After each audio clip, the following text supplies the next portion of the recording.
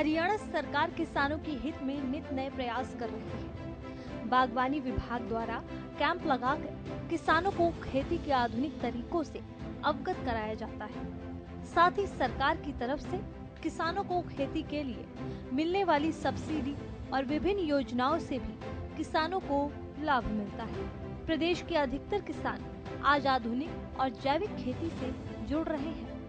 प्राकृतिक खेती करने वाले ऐसे ही एक किसान हैं हरियाणा के पलवल जिले के प्रगतिशील किसान बलराम, जो अपने खेतों में जैविक खेती करते हैं। वो बताते हैं कि अपने खेतों में वो अलग अलग किस्म की सब्जियां उगाते हैं। इसके अलावा वो दाल और गेहूं की खेती भी करते हैं।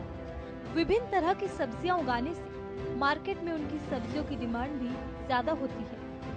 वो बताते हैं कि उनके खेतों में एक सब्जी की भी अलग अलग कई किस्में हैं। इसके साथ ही वो अपने कस्टमर से भी डायरेक्ट जुड़े हुए हैं। किसान बलराम बताते हैं कि वो अपने फार्म से ही अपने ग्राहकों को डायरेक्ट डिलीवरी करते हैं। इससे उनकी खुद की एक अच्छी मार्केट डेवलप हो गई है। अलग अलग किस्म की सब्जियां लगाकर वो अपने ग्राहकों की जरूरत को भी पूरा करते हैं। नाम बलराम, पुत्र श्री हरिचंद, गांव कुलैना, पलवल से मैं हूं। और हम जो ये खेती कर रहे हैं, ये एक प्राकृतिक जैविक खेती कर रहे हैं, जिसमें हम साल भर में अलग अलग सभी दाल, गेहूं, चावल, सब्जियां और सब्जियों में भी करीब 100 से ऊपर वैरायटी हम लगाते हैं। जैसे गोभी है, गोभी हमारे पास 4-5 वैरायटी की है, मूली हमारे पास 5-6 वैरायटी की है। तो हम क्या है कि सभी सब्जियों में कुछ देसी बीज भी हम ने बचाए हुए हैं। देसी बीजों के ऊपर भी हमारा काम चल रहा है।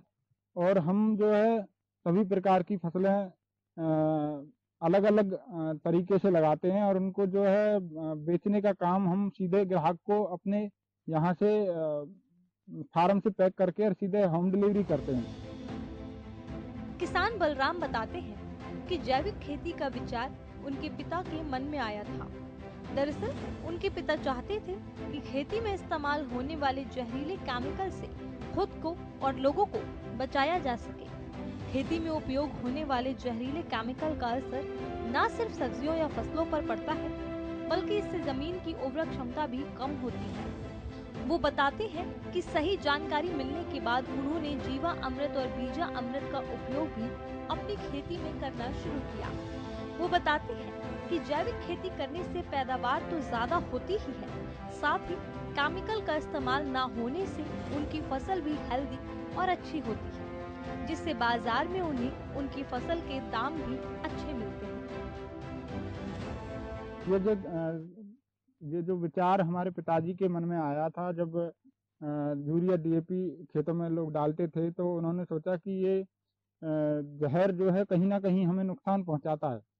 तो उसको सोच करके उन्होंने ये जैविक खेती की शुरुआत करी। शुरू में हमने जो घूरे का खाद होता है उससे करी थी, उससे खेत में डाल दिया, और उसके बाद जुताई करके उसको आगे कोई खाद दोबारा मिली नहीं, तो उसमें इतना अच्छा उत्पादन नहीं हुआ।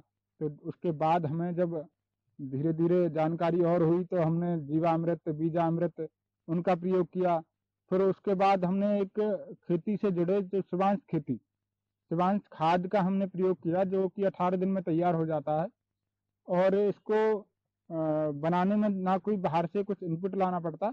इसमें हम हरा चारा, सूखा चारा और गोबर, पानी, ये 4 चीजें मिला करके बनाते हैं, जिसकी हम तीसरे दिन पलटाई करते हैं, और उस खाद को, तैयार खाद को हम जो है फसलों में डालते हैं।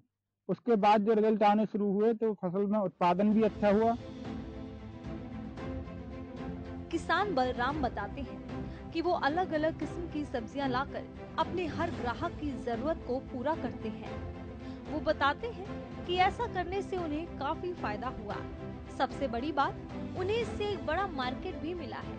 वो बताते हैं कि ग्राहक से सीधे जुड़ने का एक फायदा ये भी है कि ग्राहक को ये समझ होती है कि वो जिन सब्जियों को खरीद रहा है उसको किस प्रकार जैविक तरह से उगाया जा रहा है। इससे किसान और ग्राहक के बीच संबंध भी अच्छे बने रहते हैं। खेत में, एक ही खेत में कम से कम 20 से 30 तरह की सब्जियां लगाते हैं, जिसमें अलग अलग सब्जी होने के कारण हम ग्राहक की सभी सब्जियों की पूर्ति कर पाते हैं।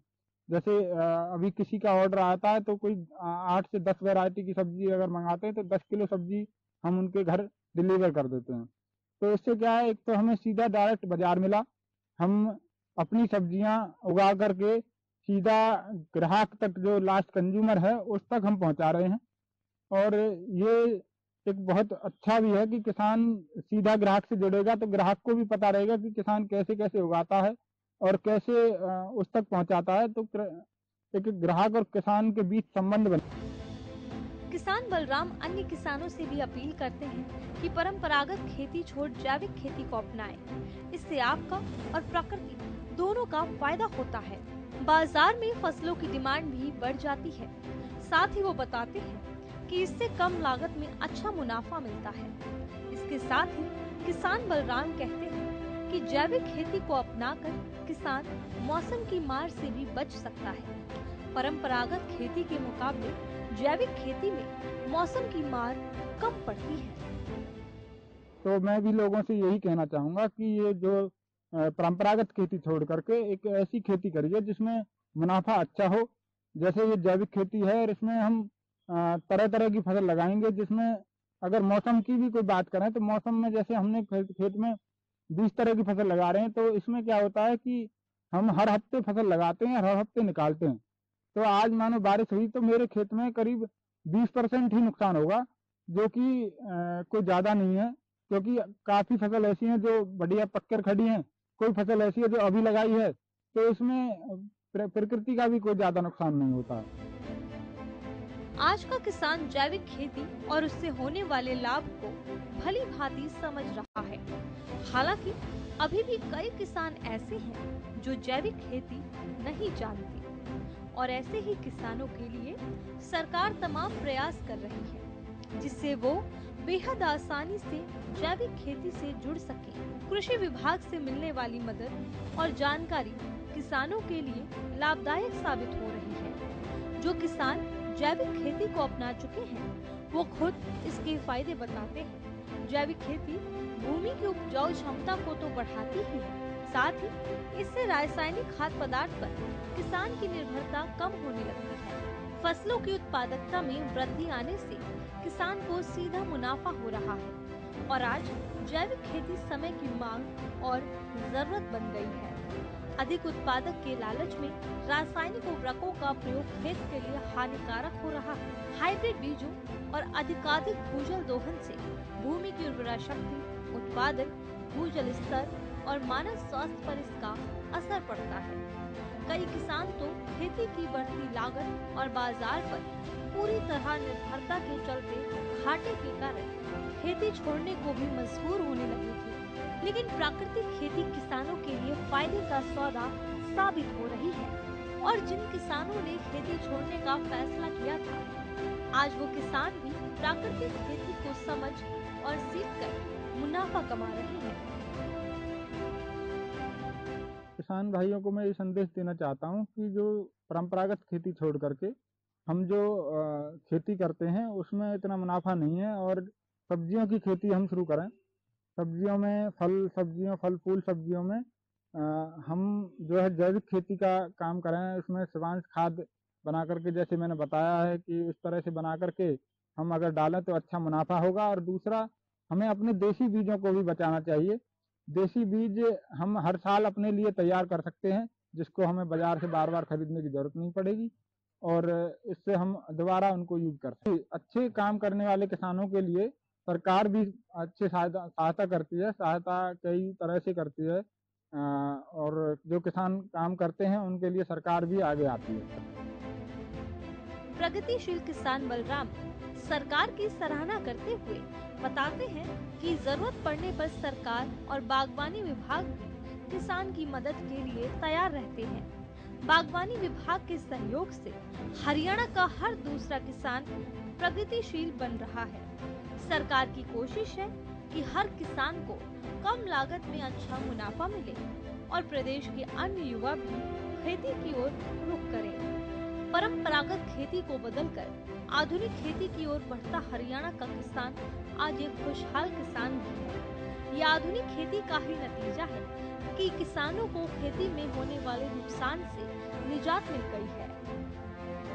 आधुनिक खेती को समझकर प्रदेश का किसान आगे बढ़ रहा है।